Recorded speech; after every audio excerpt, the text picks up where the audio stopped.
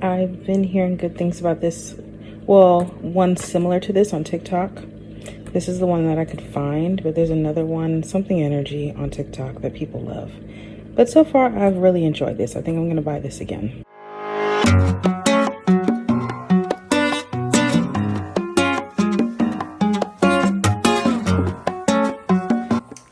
Hi everyone, I'm Danielle. Welcome to the channel. If you haven't already done so, hit the like button, hit the subscribe button, and let's get started.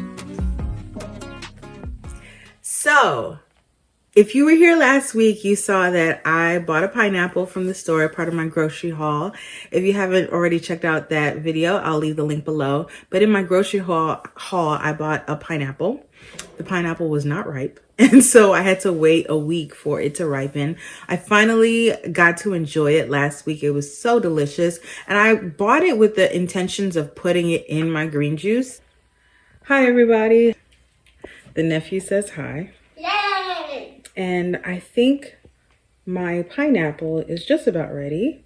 It is. It smells great.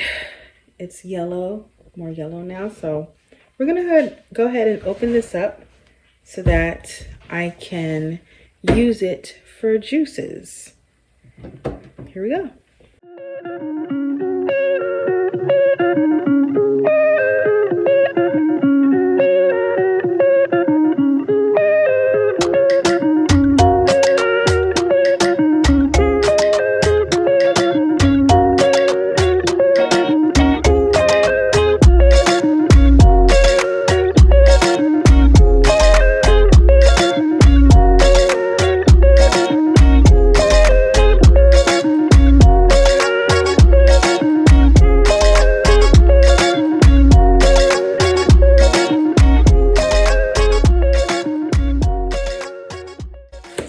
Cut up the pineapple into large chunks.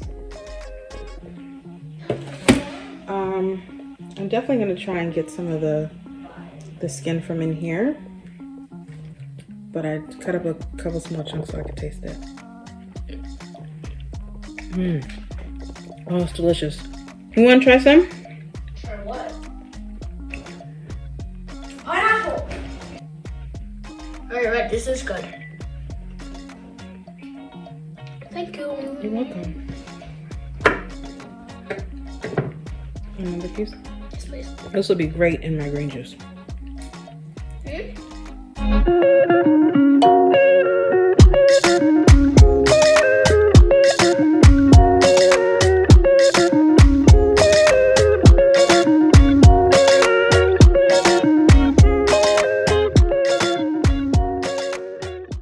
I've made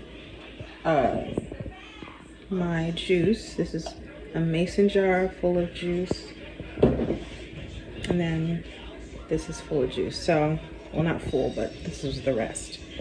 I think the only difference I would make, or only thing I wish I had, was if I had a jalapeno, I would de-seed it and add it to this. I feel like it would add a little more flavor and more kick. Without being too spicy, because you would de-seed it, of course, but yeah, I think I'll try that next time. But I realized I don't want to do that anymore. I think if I'm waiting for a whole week for a pineapple, I want to eat the actual pineapple on its own. So I think from now on, what I'll probably do is, if I choose to sweeten my green juice, I'll sweeten it with apples or maybe or pears, one of those options. I prefer to do that instead.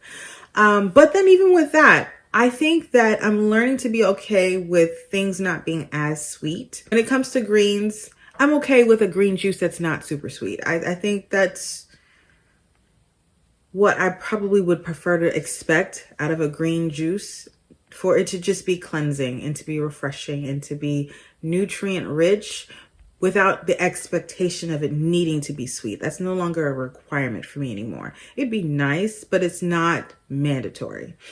And so there's that. But then speaking of sweet, I haven't really been into sweet treats lately, but I used to bake a lot. And I have baked before. Like, I enjoy the process of baking. I made banana bread on this channel already. I think I've done like some cookies, I think, before, but I haven't showed you guys this thin, chewy chocolate chip cookie that I've loved. My nephew, I made it for my nephew a couple years ago, and I just kept it in the repertoire. And I went to Google and I looked up thin, chewy chocolate chip cookie because that's the kind that I like.